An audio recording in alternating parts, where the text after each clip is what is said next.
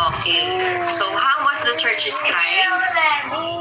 Dito kasi, wait lang. Makikita po kasi natin tong elements that characterize the first church doon sa ating Book of Acts. Diba?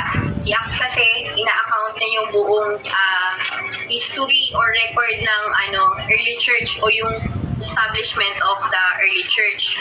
So, let's read. Ayan.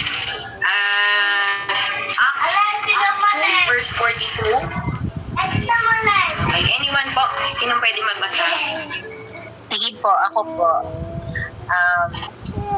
Acts chapter 2 verse 42. They devoted themselves to the apostles' teaching and to fellowship, the breaking of bread, and to prayer. Ayan, thank you po, Sias.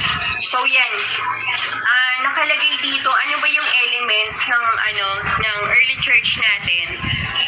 O yung nagka-characterize doon sa establishment ng first church. So doon sa binasa natin, meron ako doon mga